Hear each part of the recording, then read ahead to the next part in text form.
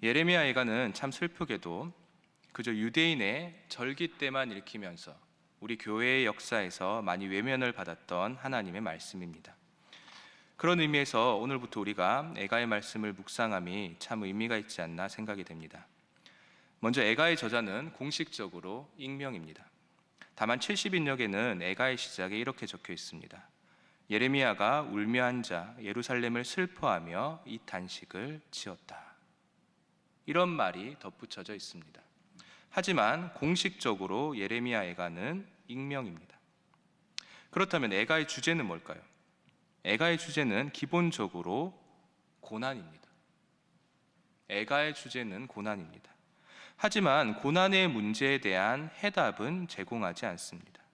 즉 애가는 왜 사람이 고난을 받는지, 왜 하나님의 백성에게 고난이 허락되는지, 이런 것들에 대한 이론적 설명서가 아닙니다.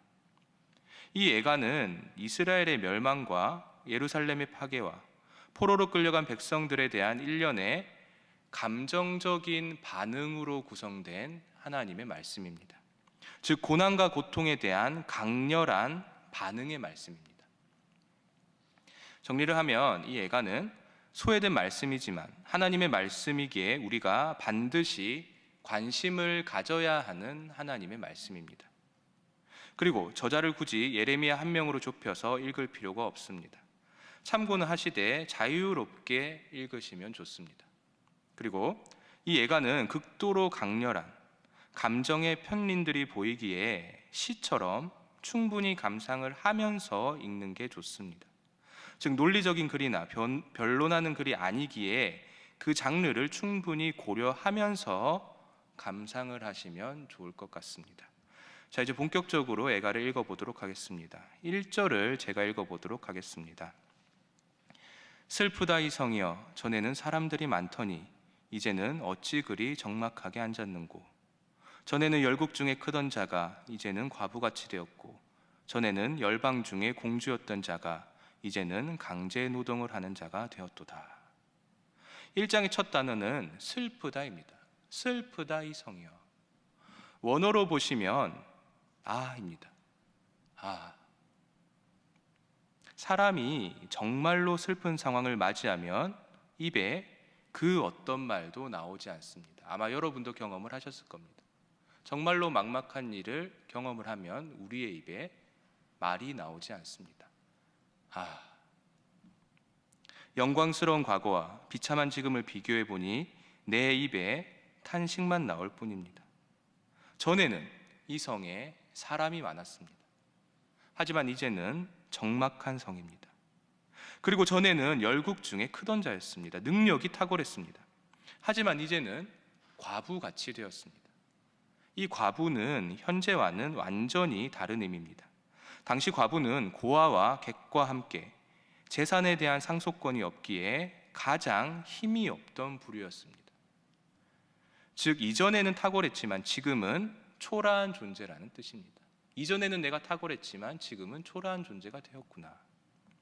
그리고 이전에는 열방 중에 공주였습니다. 높은 위치에 있었고 섬김을 받던 존재였습니다. 하지만 이제는 낮은 자리로 떨어지고 강제 노역을 해야 되는 그런 낮은 자리로 내려가 버렸습니다. 이러한 지금의 모습을 보고 영광스러운 과거를 떠올리니 내 입에 탄식만 나올 뿐입니다. 2절입니다. 밤에는 슬피 우니 눈물이 뺨에 흐르며 사랑하던 자들 중에 그에게 위로하는 자가 없고 친구들도 다 배반하여 원수들이 되었도다. 앞서 입에서는 탄식을 냈던 그 화자의 눈에 눈물이 흐릅니다. 밤에는 슬피 우니. 직역을 하면 이렇습니다. 울고 운다 밤에. 울고 운다 밤에. 시인이 계속해서 밤에 울고 있습니다. 당연히 그 눈물이 뺨에서 마르지 않습니다. 계속해서 눈물이 흐릅니다. 그렇다면 이번에는 그가 왜 계속 울고 있을까요? 2절 중반을 보십시오. 사랑하던 자들 중에 그에게 위로하는 자가 없고 친구들도 다 배반하여 원수들이 되었도다. 내가 사랑했던 자들 중에 남은 자가 없습니다. 위로할 자가 없습니다. 그리고 친구라고 불렸던 자들도 다 배반을 합니다. 마치 이스라엘의 실제 역사를 비유하는 듯한 말씀입니다. 3절은 이런 우리의 짐작이 맞다는 듯이 계속해서 유다의 역사를 묘사합니다. 3절입니다. 유다는 환난과 많은 고난 가운데 사로잡혀 갔도다. 그가 열국 가운데 거주하면서 쉴 곳을 얻지 못하며 그를 핍박하는 모든 자들이 궁지에서 그를 뒤따라 잡았도다. 예레미야서의 마지막 장 52장을 떠올리게 하는 말씀입니다. 이스라엘의 여러 성이 함락을 당합니다.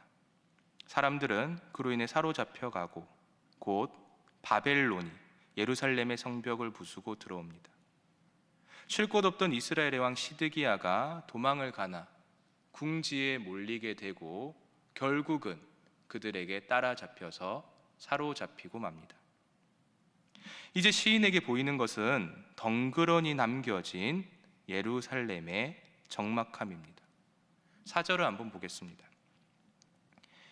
시온의 도로들이 슬퍼하며 절기를 지키러 나아가는 사람이 없음이로다. 모든 성문들이 적막하며 제사장들이 탄식하며 처녀들이 근심하며 시온도 공고를 받았도다. 먼저 시온입니다. 시온은 보통 예루살렘을 뜻하는 단어입니다. 하지만 동의어는 아닙니다. 시온이 예루살렘을 뜻하기는 하지만 똑같은 단어는 절대로 아닙니다. 그렇다면 언제 예루살렘이 시온이 될까? 단순히 한 도시로서가 아니라 여호와 하나님이 거하시는 장소인 성전 도시라는 정체성을 가질 때, 그때 예루살렘은 시온이 됩니다. 즉 4절 초반에 나오는 시온의 도로는 단순한 도로가 아닙니다. 온 이스라엘 백성들이 절기 때마다 하나님을 예배하기 위해 올랐던 길입니다. 그 영광스러운 길은 언제나 사람으로 붐볐던 도로였습니다. 하지만 이제는 그 도로들이 마치 사람처럼 애곡을 합니다. 내가 슬프다. 왜 애곡을 합니까? 절기를 지키려 나아가는 사람이 없음이로다. 그뿐만이 아닙니다. 4절 중반을 보십시오. 모든 성문들이 적막하며 제사장들이 탄식하며 처녀들이 근심하며 시온도 공고를 받았도다. 시온에 있던 위대한 성전의 모든 문이 적막합니다. 그리고 그곳에서 여호와를 섬기던 제사장들이 탄식을 합니다. 그리고 축제 때마다 춤을 추며 위대한 이스라엘의 번영을 즐거워하던 여인들도 근심하며 춤을 추지 않습니다. 여러분, 왜 시온이, 그 영광의 시온이 이렇게 됐을까요? 5절을 보겠습니다. 5절 초반에 이렇게 나옵니다. 그의 대적들이 머리가 되고, 이스라엘의 대적이 머리가 되었다. 즉 원수 바벨론이 나의 주인이 되었습니다. 그리고 5절 후반을 보십시오. 어린 자녀들이 대적에게 사로잡혔도다. 그 원수들이 시온의 어린 자녀들, 이스라엘의 백성들을 잡아가 버립니다. 그러니 사람이 없는 겁니다. 그러면 지도자들은 무엇을 하고 있을까? 6절입니다. 딸 시온의 모든 영광이 떠나가며 그의 지도자들은 꼴을 찾지 못한 사슴들처럼 뒤쫓는 자 앞에서 힘없이 달아났도다. 지도자들은 꼴을 찾지 못해 탈진한 사슴과 같습니다. 이들은 원수와 싸울 수도 없고 도망칠 수밖에 없는 존재들입니다. 이제 우리는 질문합니다. 왜 시온이 이런 비참한 상황으로 떨어졌는가? 8절에서 9절에 그 답이 나와 있습니다. 먼저 8절입니다. 예루살렘이 크게 범죄함으로 조속거리가 되었으니 전에 그에게 영광을 돌리던 모든 사람이 그의 벗었음을 보고 업신여기며 그는 탄식하며 물러가는 도다. 예루살렘이 크게 범죄함으로 조속거리가 되었도다. 원인은 이스라엘의 죄악이었습니다. 그 결과 이전에 예루살렘을 보고 영광을 돌리던 모든 자가 그의 벗었음을 보고 업신여기기 시작합니다. 그가 벗었다. 실제로 파괴된 성문을 상징하기도 하고 동시에 중요 부위의 노출을 뜻하기도 합니다. 고대 이스라엘에서 말로 형용할 수 없는 어마어마한 수치를 나타낼 때 쓰는 표현입니다. 지금 우리 현대인이 느끼는 감정보다 훨씬 더 격렬한 감정입니다. 즉, 파괴된 성문이 마치 내 중요 부위를 노출하는 것과 같아 너무나 수치스럽고 너무나 부끄럽다라는 시인의 고백입니다. 그리고 시인은 계속해서 옷이라는 이미지로 이스라엘의 죄악을 나타냅니다. 9절입니다. 그의 더러운 것이 그의 옷깃에 묻어 있으나 그의 나중을 생각하지 아니하며 그러므로 놀랍도록 낮아져도 그를 위로할 자가 없도다. 여호와여, 원수가 스스로 큰 채하오니 나의 환난을 감찰하소서. 더러운 것이 그의 옷깃에 묻었다. 신앙적 불결함을 상징하는 표현입니다. 신앙적으로 불결하다는 뜻입니다. 그의 신앙이 불결하고 엉망입니다. 그런데 그가 어떻게 합니까? 그의 나중을 생각하지 아니하며, 지금 당장 회개를 해도 늦었는데 나중을 생각하지 않습니다. 계속해서 그 불결함을 그의 옷에 묻히고 있습니다. 이런 그의 낮아짐은 당연한 결과입니다. 결국 그가 낮아지고 위로할 자가 없어집니다. 그는 그제야 외치기 시작합니다. 여호와여, 나의 환난을 감찰하소서. 제사장이 분주하고 여인들이 즐거워할 때 외치지 않은 예루살렘입니다. 지도자들이 있고 주변에 칭송하는 자들이 있을 때 외치지 않은 예루살렘입니다. 불결함이 옷깃에 묻어 있을 때조차 외치지 않은 예루살렘입니다. 그런데 모두가 떠나가고 위로할 자가 없을 때, 그때서야 예루살렘이 외치기 시작합니다. 마치 죄된 우리 모두의 모습을 보는 듯한 장면입니다. 이제 예루살렘이 때늦은 탄식을 하기 시작합니다. 10절입니다. 대적이 손을 펴서 그의 모든 보물들을 빼앗았나이다. 주께서 이미 이방인들을 막아 주의 성회에 들어오지 못하도록 명령하신 그 성소에 그들이 들어간 것을 예루살렘이 보았나이다. 대적이 손을 펴니다. 그리고 그의 모든 보물을 빼앗아 갑니다. 여러분, 무엇이 그의 보물일까요? 무엇이 보물일까? 10절 후반에 힌트가 나옵니다.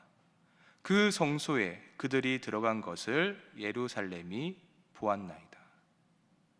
예루살렘의 보물은 주께서 계시는 성전이요, 그 성전을 이루는 모든 기물들입니다.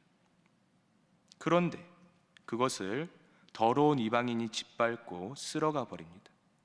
이것만 해도 슬픈데 더 기막힌 일이 벌어집니다. 11절을 보십시오. 그 모든 백성이 생명을 이으려고 보물로 먹을 것들을 바꾸었더니 지금도 탄식하며 양식을 구하나이다. 그 와중에 몇몇 백성들이 성전의 보물을 빼돌립니다.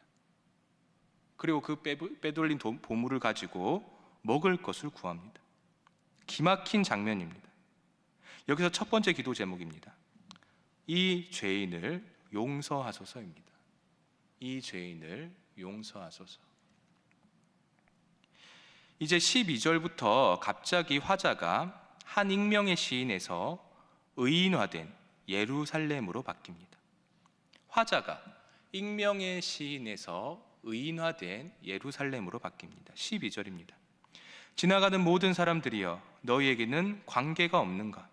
나의 고통과 같은 고통이 있는가? 볼지어다, 여호와께서 그의 진노하신 날에 나를 괴롭게 하신 것이로다. 예루살렘이 지나가는 모든 사람들에게 외칩니다. 너희는 관계가 없는가? 나의 고통과 같은 고통이 너희에게 있는가? 마치 우리의 골수를 쪼개는 듯한 예루살렘의 외칩니다. 그리고 그 예루살렘이 말합니다. 볼지어다, 여호와께서 그의 진노하신 날에 나를 괴롭게 하신 것이로다. 보라, 나의 괴로움을입니다.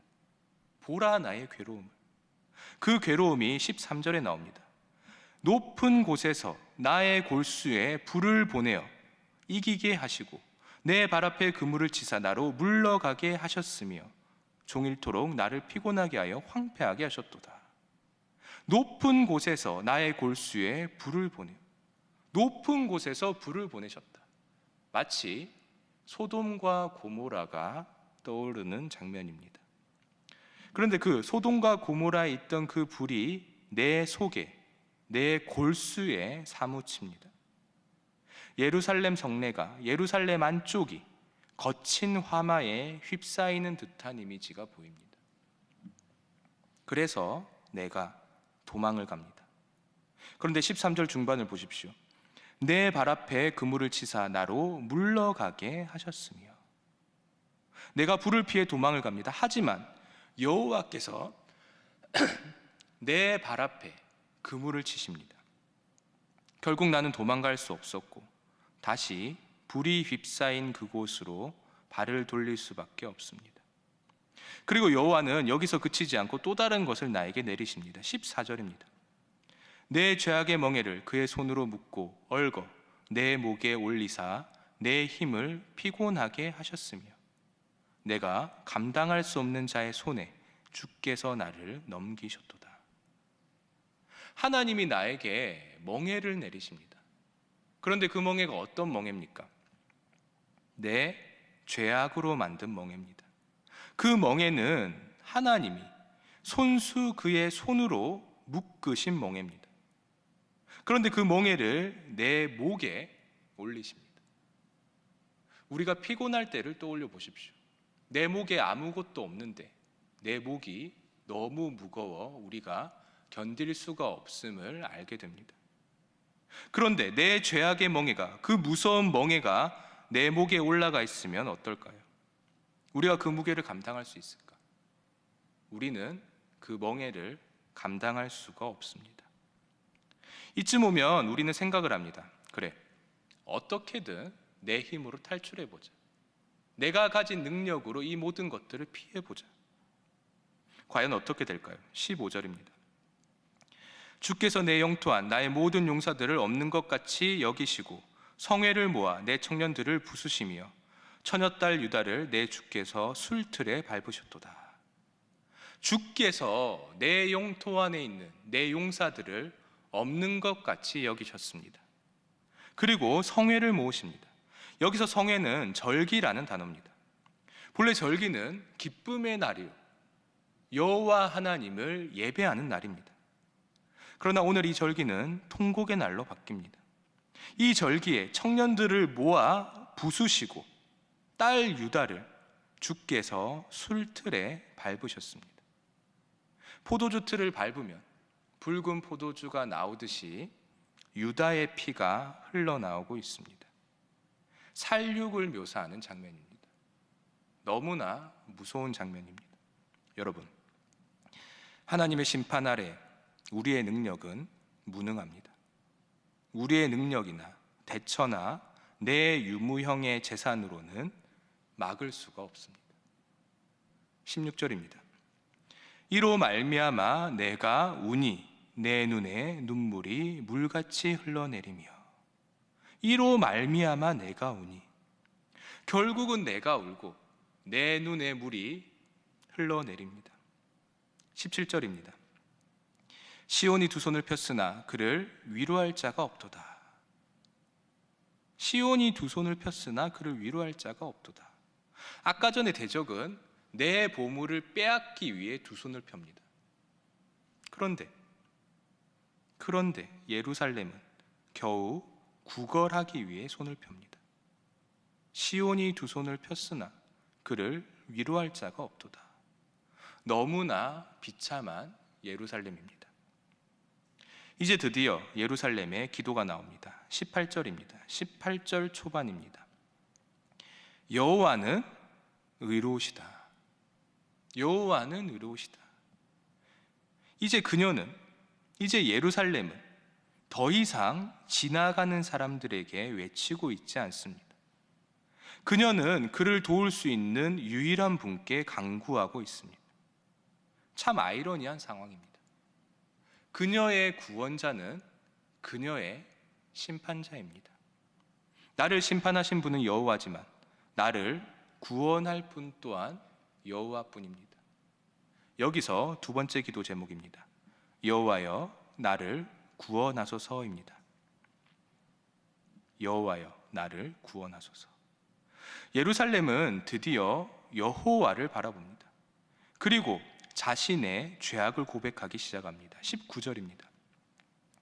내가 내 사랑하는 자들을 불렀으나 그들은 나를 속였으며 나의 제사장들과 장로들은 그들의 목숨을 회복시킬 그들의 양식을 구하다가 성 가운데에서 기절하였도다. 내가 내 사랑하는 자들을 불렀으나, 이스라엘이 하나님을 의지하지 않고 다른 나라들을 사랑했습니다. 그리고 나의 제사장들과 장로들은 그들의 목숨을 회복시킬 그들의 양식을 구하다가 성 가운데에서 기절하였도다. 앞서 나왔던 예루살렘의 보물, 성전의 기물들을 빼돌린 자가 누굽니까? 여기서 범인이 나옵니다. 모범을 보여야 할 제사장들과 백성의 지도자들입니다.